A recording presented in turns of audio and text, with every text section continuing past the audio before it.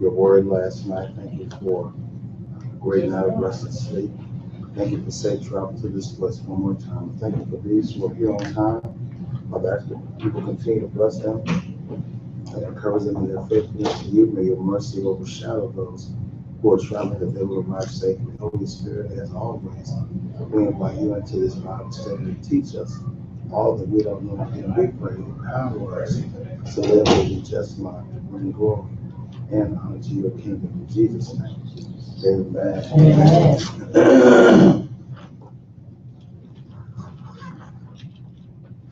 Galatians chapter 2. I was here before you.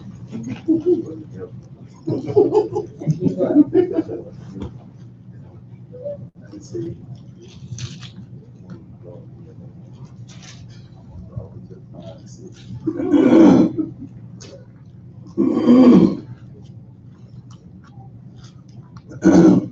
Now, Galatians 2, we're going to look at verses 11 through 16.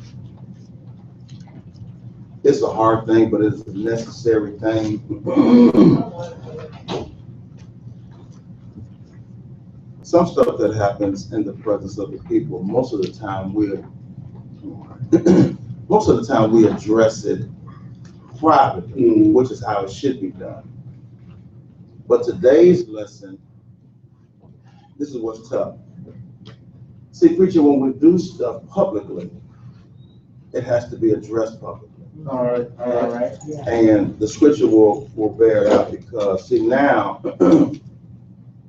if I go bad on Tim in front of y'all, it ain't just between me and Tim no more. That's right. And see, while I may take him to the side, and then I'm sorry, I went bad on you. We shake hands, we cool. See, y'all ain't cool. Yeah. Because now y'all misreading body languages and all of that, and so when it's done publicly, it has to be addressed publicly, but it still has to be addressed in a manner that, first of all, gives God glory, and secondly, restores and not ruptures the relationship. You missed that. See, we want to go bad on people to just put them on blast for blast's sake. Yeah. That ruptures relationships. That don't repair relationships. All right.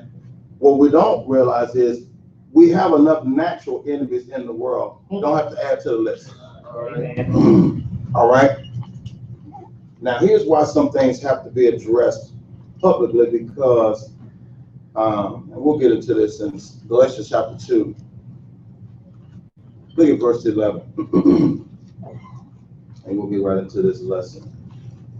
But when Peter was come to Antioch, I withstood him to the face, because he was to be blamed. Now, who is the I? Now, mind you, look at the dynamic. Who is Peter as it relates to the church? One of the pillars.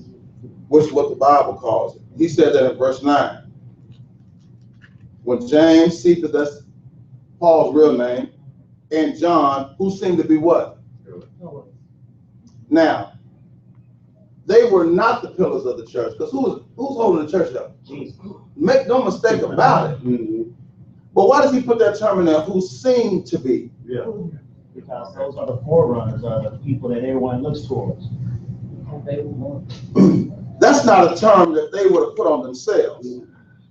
But because these were original apostles, the people regarded them as, that's why he said that. But even when you're a pillar of the church, who is the only person who lived this earth without fault? Jesus. See, you didn't say it with no real confidence. That means every last one of us got something wrong. Yeah. Whether you confess it or not. Now, he says, when Peter comes to Antioch, I had to get on him because he was to be blamed. That sounds pretty serious. Yeah. Very rarely does one church leader Get on another church leader. in the presence Of everybody. Now, here's why. Look at verse 12. For before that certain came from James. And that's, again, verse 9. We're talking about Peter, James, and John, the three that hung out with Jesus. This is that James. Certain folk that hung out with him. Come on. He did eat with the Gentiles. Who is the he? Peter. Peter. Okay, let's set this up then. That was a relaxed environment. Yeah. Because at this point, it wasn't just a Jewish church no more. No, just out here.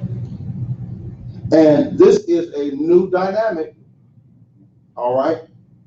When you watch all of the 60s and civil rights stuff, white folk used to be in by themselves, black people used to be in. And so every time you saw a portrait of integration, man, this is, yeah, because we used to be like this. All right. Now watch this. So for the first time now, Gentiles not only were allowed in the church, we don't do it now, but when we were kids, when you would join the church, it wasn't no such thing as a members class. They asked you a series of questions, and then right there in front of all of the people, the pastor would give you what was known as, ain't that something? All this practicing on y'all. Amen. Now, Amen. Yeah. no, he didn't just do that in front of the people. He said something after that. You now have all rights and privileges as. So whether the people accept you or not, like you or not, appreciate you or not, this right here symbolizes you are one of us. So now watch this. Gentiles were not the ushers for the Jews. Gentiles were not second-class Christians. No. The church is beyond integrated. It was becoming one in Christ Jesus. Now watch this. But when they were come, he withdrew Uh-oh. and separated himself, fearing them which were of circumcision. What just happened? When the Jews got to the scene, Jesus came on the he scene. act like he didn't know Yeah, like you know the Gentiles. Now, And that's how it should. fast forward. Okay. him. Uh-oh. You know, by ourselves, we regular folk. Yeah. Right. Yeah. But when certain folk come and we see them coming, just their coming change us. Yeah. Oh, wow. Okay, so Peter's eating with the Gentiles. Were they enjoying themselves? Yes, Seem to be. What changed the dynamic? Somebody showed up. Jews came. Now, look at the verse carefully in verse 12. It wasn't just that Jews showed up. What really happened? Peter changed. How you know it? Because he was Judas. He changed his expression, his demeanor, his everything about him changed. It said fearing. You see that? Yeah, fear. He didn't want to be shunned himself. So something wrong with that dynamic, Tim. Peter showed up. When the people of God come around you and produce something in you that's not of God, Uh-oh. That's right. and this cannot just continue, Ken, to fly under the radar. Yeah. This is a Public thing. problem that needs to be. When you get around the people of God, fear is not something that should bubble up to the surface. Right. Oh, wow. It's right there in the verse. He withdrew and separated himself. Here's the reason. Fearing them was for other circumcision. So what's going on in Peter's mind? If they see me, they're going to separate me from them. And if that's true, the Gentile fellowship ain't worth it. I will cut y'all off Just to be with them. just to be with them. Which means how many churches we got? Two. And that ain't never good. Because we focus on Peter and his reaction, but now let's flip the coin. Now let's put the spotlight on these Gentiles who have just come into the church. And you know how it is, when you fresh, everybody in the church has a clean slate. Yeah. You're prepared to give everybody the benefit. You just believe you free to talk and hang out with. Anyway. You don't know. Come on. And that's the thing about it, because Peter and Paul and them had that discussion. because Paul had to go to Jerusalem and talk to them about what was going on with the church in Corinth. And they had that discussion about, and they gave Paul and Barnabas right in fellowship saying, okay, we know that God has sent y'all to the Gentiles. So now for Peter to turn around and do this here, it's like, man, that's a slap in Paul's face. Because, yes, I was just thinking about how the Gentiles feel because they're fresh. Then you walk in, and I can expect they're hard you're probably crushed. You know, just walking something. Having a good time. Yeah, when they walk in the door, Then we done you came into something. see, which is why our title for Sabbath School has been growing a healthy church. This is how we grow a healthy church. You can't just keep avoiding the real issues. Yeah. Right. You know, Paul couldn't go,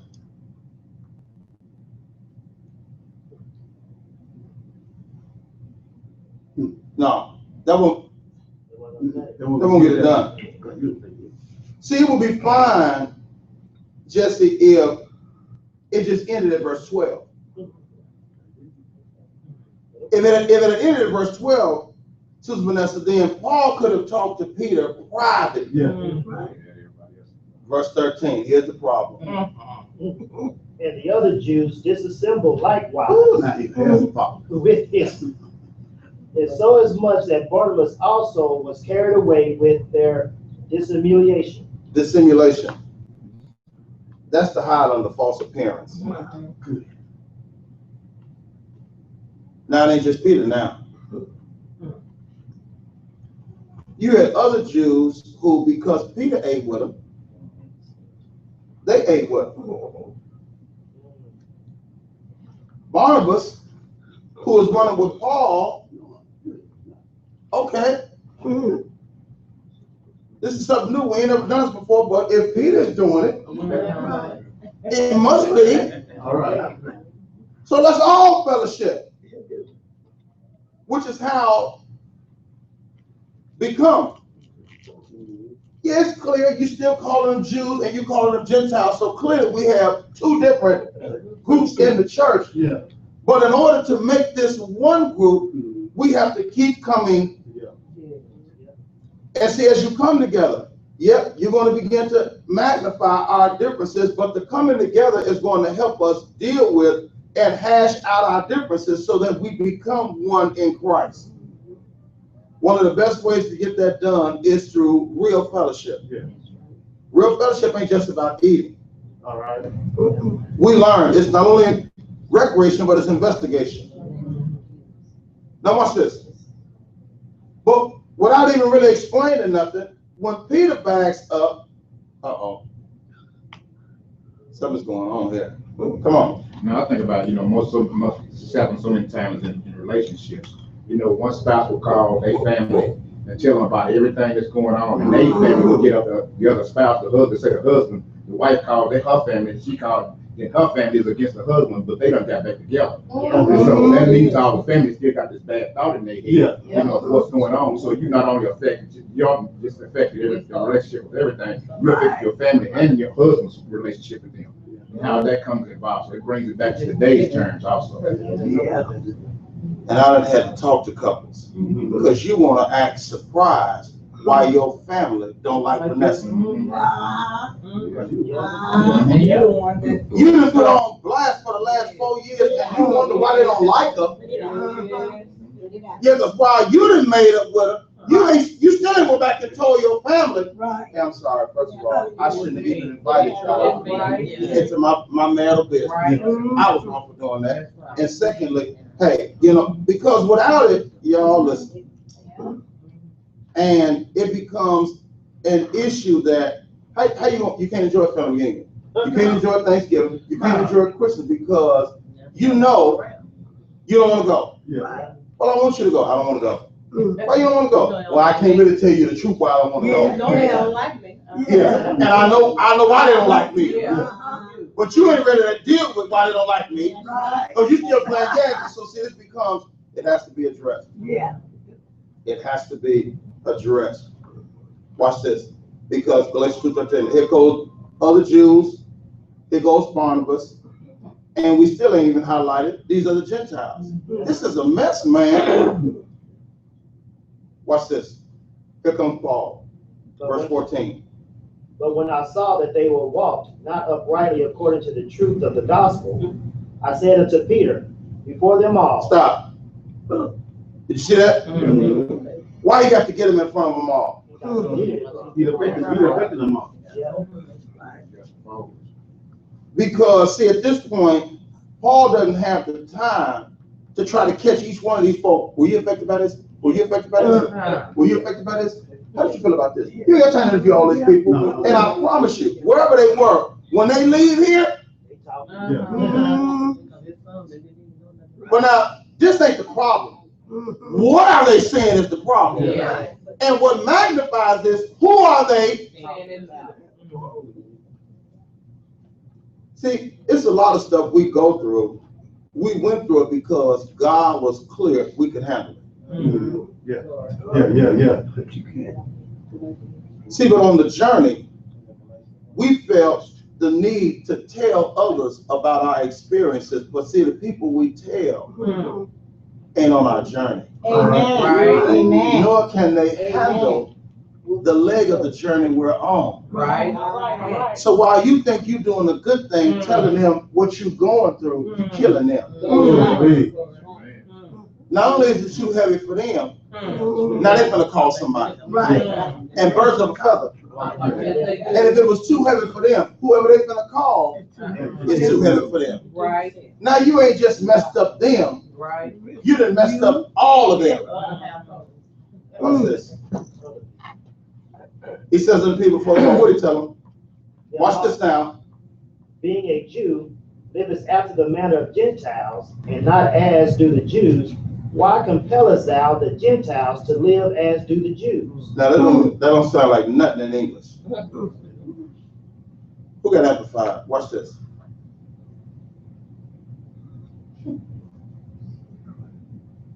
All y'all King James today? But as soon as I saw that they were not straightforward and were not living up to the truth of the gospel, Watch this. I said to Cephas, Peter, before everybody present, Watch this. you, though born a Jew, can live as you have been living, like a Gentile and not like a Jew. How do you dare now to urge and practically force the Gentiles to comply with the ritual of Judaism and live like Jews? You got- Why are you gonna try to make people? even though you were born a Jew, why are you playing games now? Because how you gonna witness to the Gentiles after this thing? Cause see, you were cool 1 minute, Yeah. now you done backed up. That makes you, Yeah. they don't want none of that. So when you go to witness to them, hey, be like us. I don't want to be like you. I don't want to be like you. It's hard enough to keep it with the one. I ain't trying to amplify my life. And so Paul has to come in and say, hey, listen, man, you were fellowshipping with them because that's what you were supposed to be doing. Yeah.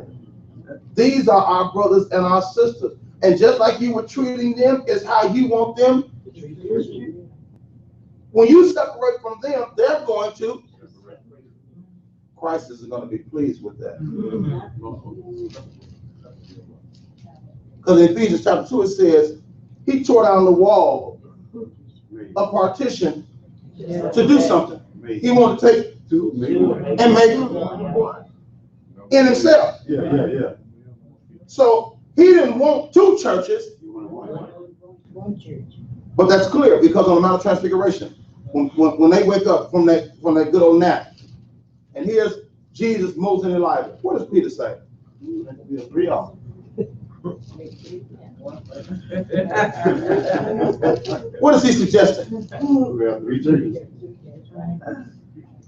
How you gonna have three different churches? He make it clear. Let's build one for Jesus, one for Moses, one for Elijah. Moses was the lawman. Let's just have a law church. Elijah was a charismatic prophet. Let's just have a charismatic church. And I don't know how to classify Jesus. Let's just have a Jesus church. Now, when you come down off the mountain, which church do the people go to? Which is why God tells him, this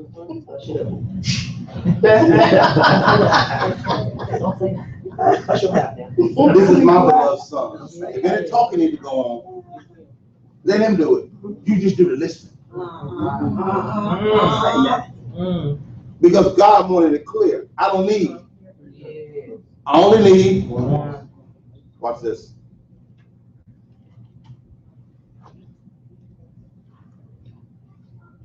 If hanging with the Gentiles was all right,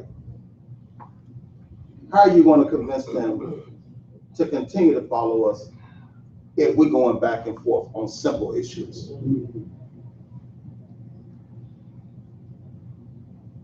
15 and number 5, watch this. I went on to say, although we ourselves, you and I, are Jews by birth and not Gentile heathen sinners. Watch this. Yet we know that a man is justified or reckoned righteous and in right standing with God, not by works of the law, but only through faith and absolute reliance and on adherence to and trust in Jesus Christ, the Messiah, the Anointed One. That's in the middle of 16. Watch this. Therefore, even we ourselves have believed on Christ Jesus in order to be justified by faith in Christ and not by works of the law, for we cannot be justified by any observance of rituals of the law given by Moses. Because by keeping legal rituals and by works, no human being can ever be justified, declared righteous, and put in right standing with God. Paul said it because part of the Pharisee definition was to separate. They just couldn't hang with regular folk. So the original church was big on this. That's why Gentiles weren't allowed, even Jews. If you had any kind of defect, any kind of issue, couldn't come to church. Man, they believed in just cutting you off, all kind of separation, all kind of stuff. But Paul reminds Peter, man, how did we get in?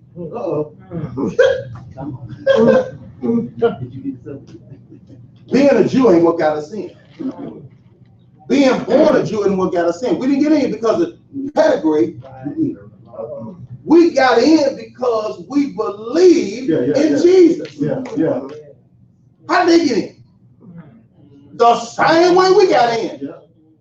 Well, if God made no difference between them and us, why are we still playing these games?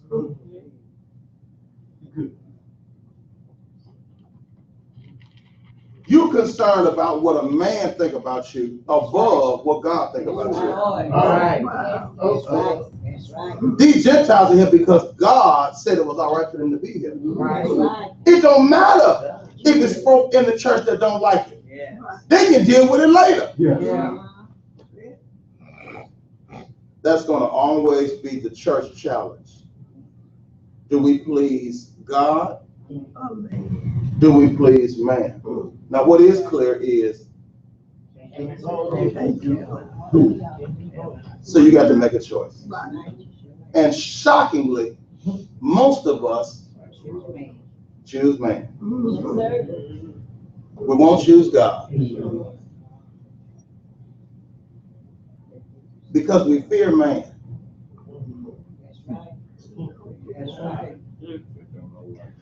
Who the Bible says can only affect the body. But you won't fear the one who can affect body and soul.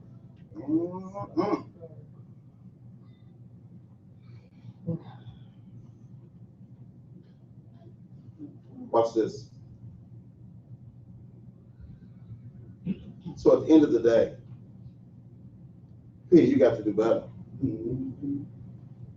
I'm speaking of this action, but I hope this reverberates through your other activities, because Peter, what you say and do don't just affect. Yes. Director, okay. That is a point we have not come to terms with. That's right. I'm grown. whatever that is. Yeah. You better Come on say now, it. come on. I can say What I want. whatever I want to say. I can do. I don't care who. That's right, that's right. See, that type of conversation is clear. You're not in God, That's right. all right?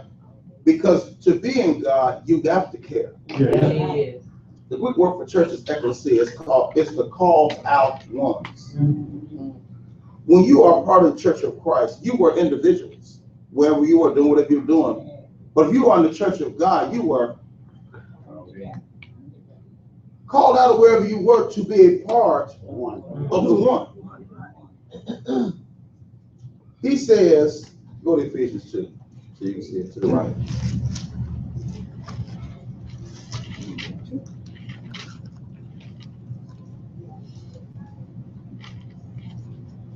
Look at verse 14.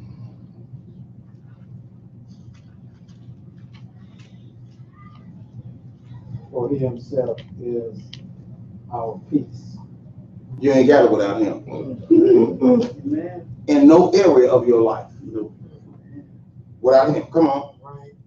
He has made us both one and has broken down the partition which divided us. Now, at that point, there's the Jews and Gentiles. Yeah. Jesus did that. 15. By destroying in his own body the enmity occasioned by the scripture, with its commands set forth in the form of ordinances. Watch this. He did this in order to create in union with himself from the two groups of single new humanity and thus make peace. King James says, making one.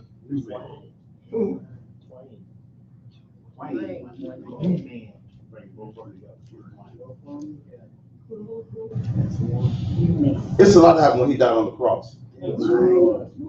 But that's one of the things he intended to accomplish. Yeah. From rising from the dead, then at that point forward, my work is to make One. new man. So from this point forward, it's not all about the Jew, Nah. nor it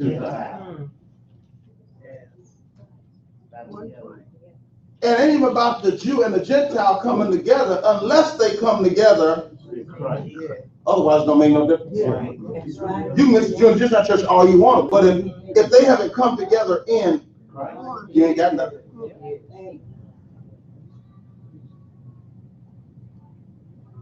For to make in himself of the two, for to make in himself. Christ is the chemical laboratory. For to make in himself of the twain one new man, so making peace. Just mixing a Jewish and Gentile church without Christ, you will not have peace. Good. When you mix Saturday church with Sunday church without Christ, you don't have peace.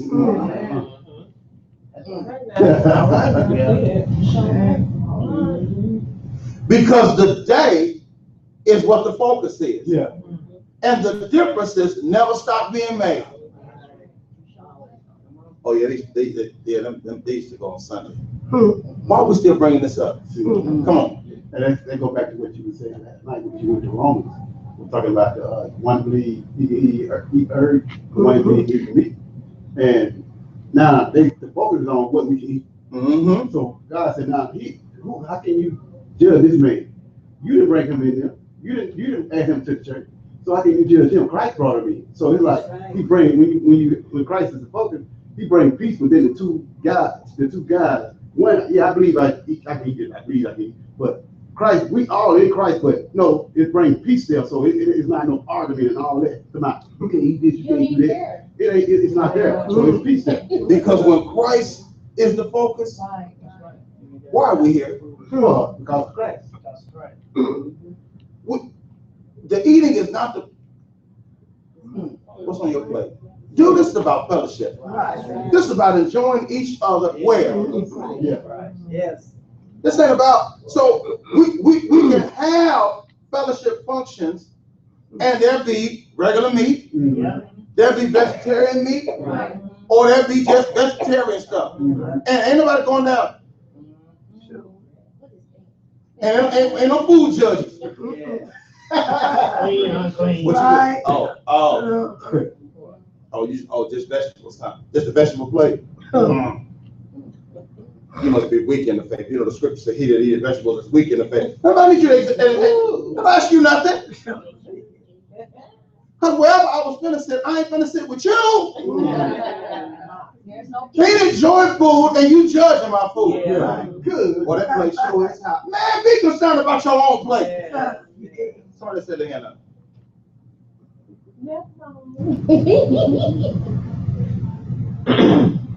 You said it. No, you didn't. Come on. No, you said it. You know, I was looking at something last night and studying, and what you're talking about, one church is more into religion, another church is in the spirit of God. If you're in the religion, then you worried about what you eat or what you wear or what you have in your head. If you're in the spirit of God, it don't, like she said, it don't matter because we all here to serve Christ. 2:14 says, he is our peace. You don't have it without him. I'm agreeing with you. We don't believe that. I want everybody to wear red. We can all wear red. Like 40 going north. And if Jesus had been here with the rest of this red, you just cannot agree with this red. Because see, it's different shades of red. Now you mad because I didn't really hang with that shade of red. That ain't all the red. That's more burgundy than red. See, now you sitting up in the picture bit over, it's in the about that red.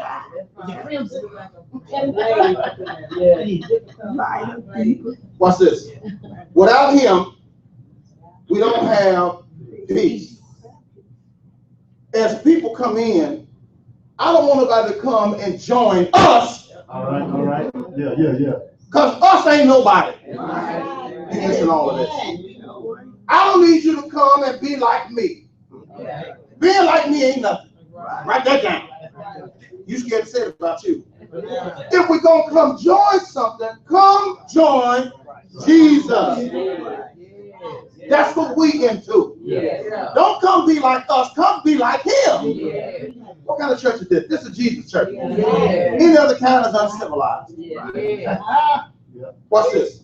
If you want peace, and that's the problem, Tim, we want people to come join us. I love it. I don't even look at the scripture. But Joshua was getting ready to fight, and Joshua was on the road one day. Here come a big old giant soldier with a sword in his hand. I love the question. Joshua had the nerve to look at him and said, are you for us or against us? This was going to mess you up. The man said, neither. What is? My showing up here ain't got nothing to do with their side. I ain't on your side. I ain't on the enemy's side. What other side is it? What he wanted to understand is I'm on the Lord's side. This ain't for you to question what side I'm on. The greater question is, what side you on? That's what you've been asking. See, when he told him like that, Joshua had heard him like, that's a warrior, that's a killer. When the man told him that, the Bible make it clear, Joshua bowed to that man. I haven't dealt with nothing like this. It never answered a question like that. Because in our mind, we think it ain't but two sides. It's usually on my side or their side. Well, guess what? Newsflash. I ain't on that one of y'all side. Because the bigger fool is y'all acting, what is clear is ain't that one of y'all on the Lord's side. So I ain't on that one of y'all side. See, we scared to tell folks that. See, we scared to cut us off. Let them cut us off then. Yes, sir. As long as you're on the Lord's side, that's all that matters. And a perfect example of that, when me and Tim started dating, I was a Sunday keeping person. Tim kept the Sabbath. So of course me, I never knew anything about it except 7-day Adventist. So I talked to my daddy and my brothers who were ministers.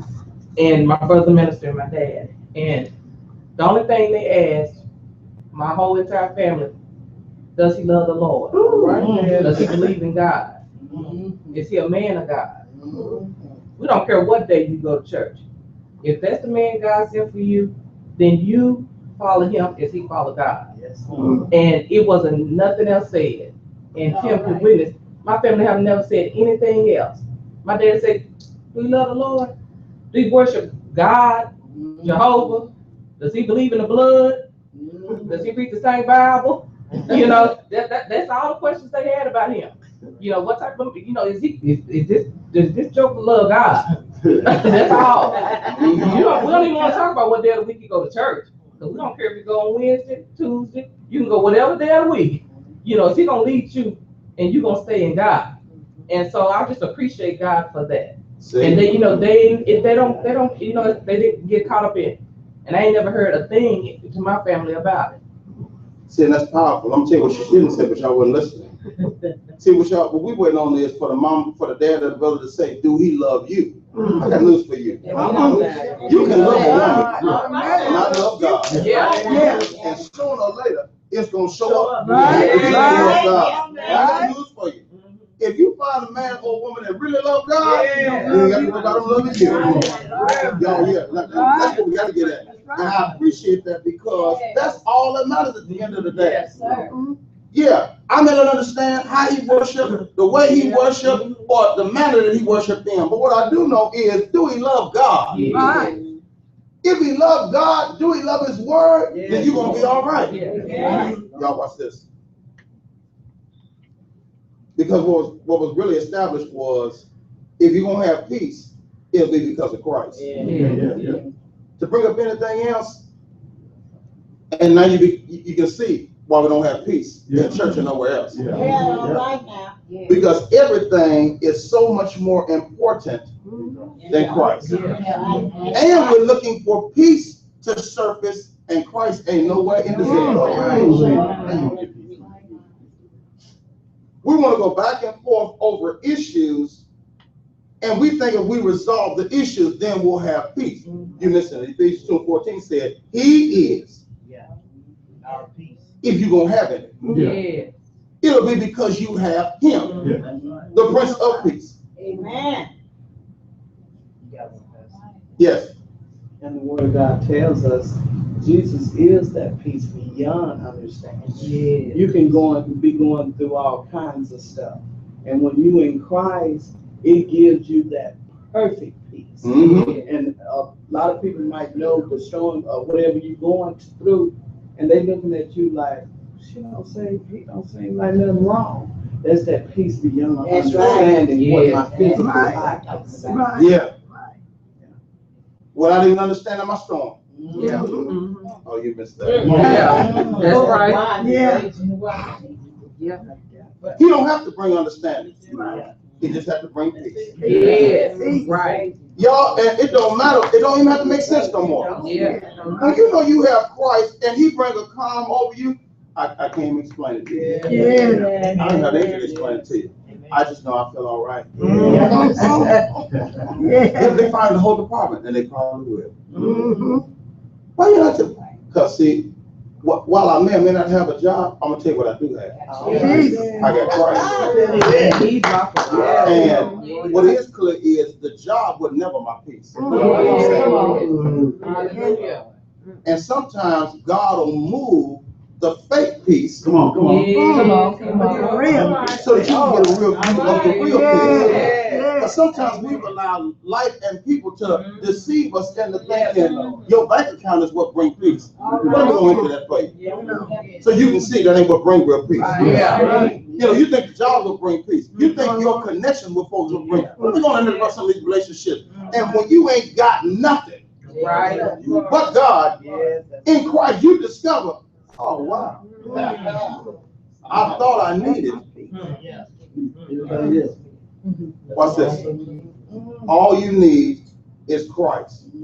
Because see, to have all this and not have Christ, newsflash. You hear Jesus, he said, what do it profit? And seemingly some folk do have the whole world. Oh, way more than we got. Yeah. But they can't stay off the news. They can't stay out of rehab. Right. And poor people, you look at it, you go, man, you got all the money, you got all the house, all the car, all the fame. Why you can't enjoy life? Because it's hard to enjoy life and you're not in connection with the giver of life. Do you hear Jesus? In John 3, he said, I have come. Yes. That you might have Life. Watch this. Now that's salvation. Yeah. But past salvation, he said, and that you will have it. Wow. Did you hear that? Yeah. It ain't, see, y'all listen to Jesus. No, Jesus wants us to be saved, but it's something after being saved. Yeah. He don't say just be saved and carry a sack.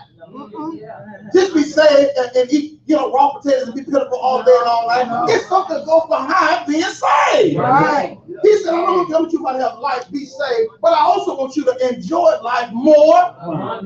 You may not never have all of the money, but Jesus is good enough that you have some of the money. Y'all ain't saying that. Yeah, you may not be able to drive a Rolls Royce, but I'm opening up some doors to let you drive something nice. Amen. Because at the end of the day, you are not going to drive something you can't afford. I don't want to drive something that it costs me so much. Me and my family got to live in it. I want to be able to drive something nice, brother, and eat too. Y'all ain't saying nothing.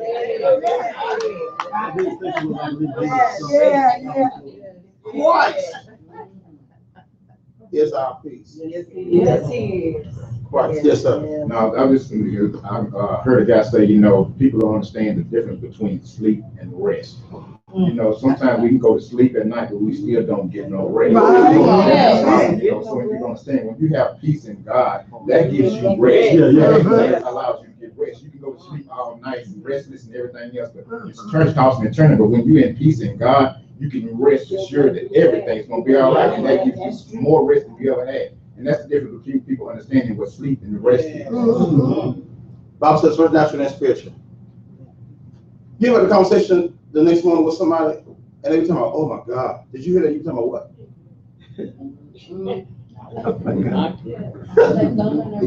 You knew that storming last night? Oh my God. And if you tell them, I didn't hear a thing. Because the question, What you want? how in the world were you able to? Do that. See, you sleep through that when you're in Jesus. Yeah, but see, Jesus been in plenty of storms. And he went down in the Bible, shit talking about, ooh, I don't know what he's gonna do. Yeah, while the disciples is up, and I mean, picture a fit, the Bible said Jesus called a nap. How do you sleep in the midst of a storm? Because whether they believe this word or not, Jesus said, let us go. Jesus said, I meant that when I said it on the show. I meant it when it was dry. And just because it's raining ain't changed nothing. I wish you could get that. Y'all, when we get a word from God in the dry season, it don't matter if the dry season is turned into a wet season. If the word stays the same. Man, you got to go with the word. Man, if Jesus give you a word in a wet season, and all of a sudden it's dry, man, seasons don't change Jesus' word. Come on. He is our peace. Yes, he Go back to is. Galatians. We're going to pray. We're out of time.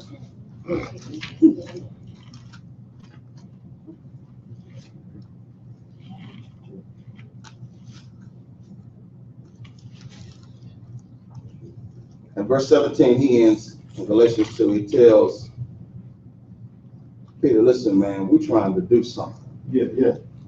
We're trying to accomplish something in God. He says in 17, while we seek to be justified by Christ, and if you're going to be justified, that's the only way it's going to happen. We ourselves are also found sinners. We can't be back and forth, man. That means we make Christ the minister of sin. Is that what he is? Wow. No, he's not. Listen to this. He telling Peter, man, you can't be up here witnessing, and then in the small things in life, you can't eat with folk. You can't associate with certain folk. You can't hang with certain folk. He said, man, that tears up what we're trying to be.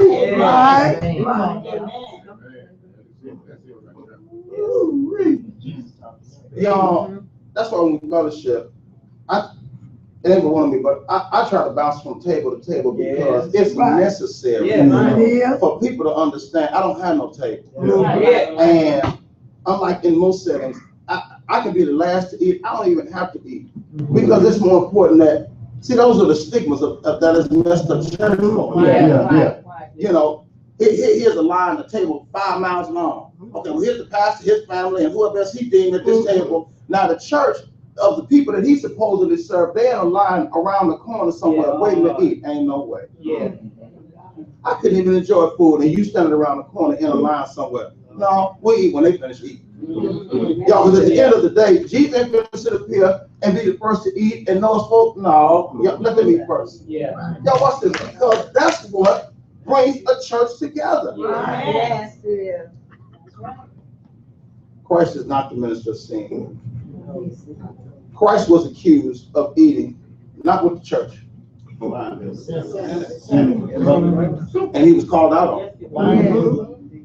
Now, they never said it to him, but they were jacking up his disciples. Why do y'all, master, Yes. eat with publicans and sinners? Don't he know he ain't supposed to do that? We close with this. Yeah. While they talked about Jesus, they could not change Jesus.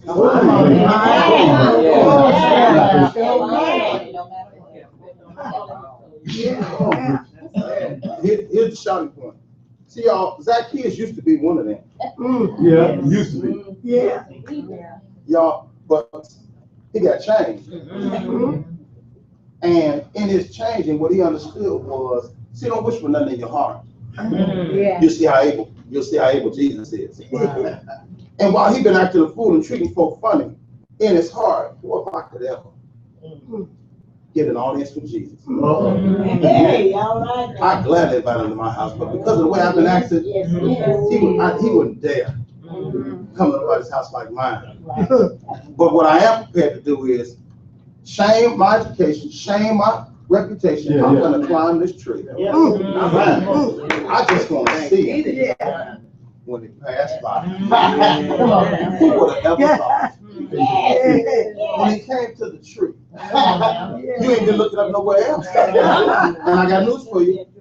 It was plenty of folk in trees all along the route. But ain't nobody said it in their heart. And when Jesus got to the spot, hey, not hey man, hey brother, Zacchaeus, which I don't know why he didn't fall out the tree right there. You don't know me by name. I got it like that. Hey, come on down. But whether you understand it or not, I ain't just on a trip today. I came through this part of town because I've actually come to eat at your house. Got to be kidding. Y'all know what's this?